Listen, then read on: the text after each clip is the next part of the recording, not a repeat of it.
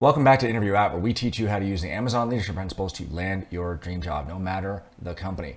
I use my office hour segments to teach you things that, well, quite frankly, have been helpful to me in my career, things that have helped me do better, and things that I've taught teammates and team members on the various number of teams that I've run at Amazon, Microsoft, Oracle, Startup A, Startup B, I Am Safer, all the different places I've worked. I've run a bunch of teams with hundreds of people who've worked for me over the years, and these are little tools and tips and tricks that I've kind of learned along the way. I was doing a follow-up session for one of my mock interview customers. By the way, if you want to sign up for a mock interview, you can still get them for free at interviewapp.com. But one of the feedback sessions, the candidate was asking me about how best to recall data and metrics from past jobs, right? Things that are like, 8, 9, 10, 12, 15 years old. It's a great question, right? You don't want to make things up. That's absolutely not what you want to be doing. So here's the thing that I've used in my career along the way. It's a slow burn, takes time, but if you do it and you do it periodically, it will really save you a lot of headache and frustration. We all know that most resumes typically, okay, boomer, should be 1 page, but it could be 2 pages and you're probably fine. I actually keep a resume handy that's probably 7 or 8 pages long because it has all the things I've done. Right? Because remember, it's far easier to trim back a resume and tailor that resume to the job you're trying to get than to try and build up a resume fresh with new content, right? So what I've done over the years is I basically take, anytime I have performance reviews, typically they're annual, sometimes they're semi-annual, but I take those performance reviews and I take all of the highlights, all of the best parts. I take that information and I write it down into my long form resume.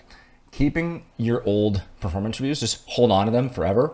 Super important. If you can print them up in PDF, save them as electronic file, whatever it is. If your company is doing periodic performance reviews, you should be saving those and keeping them in a cloud folder where you always have access to them. But they're generally going to have, one, things you did and things that were great and things that your boss was really happy about. That's cool. But probably also going to have, because you have to write these things yourselves, they're going to have the metrics of success that you're likely to forget about over time, right?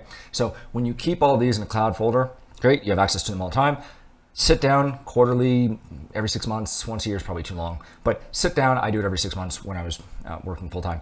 And I would take that content and I would plug it into my overly long resume. I would just, write out long form bullets and then trim them down from there. But I would make sure to focus on, again, star format. What is it that I did? Action-oriented verb. What was the outcome? What was my responsibility? And kind of metrics that kind of make it sound important within the context of the bullet, right? The metrics is super important because, again, over time, you're going to forget. You're absolutely going to forget.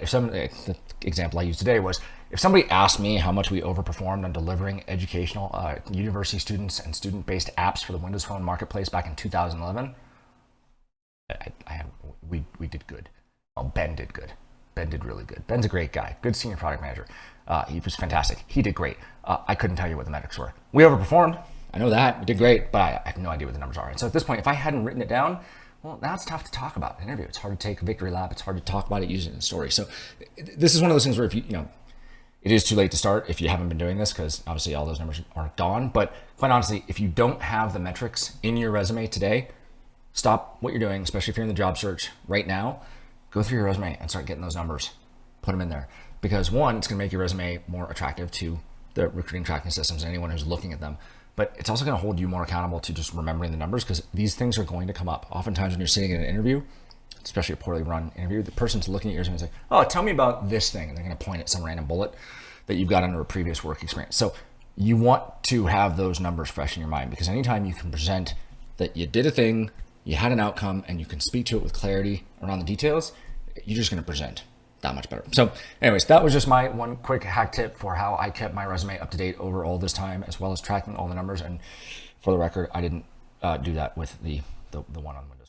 I called that one out because I didn't do the right thing. So it is hard to keep up over time, but it is one of those things that has over the years made my life a whole lot easier when I was going for chief product officer roles and VP of product roles.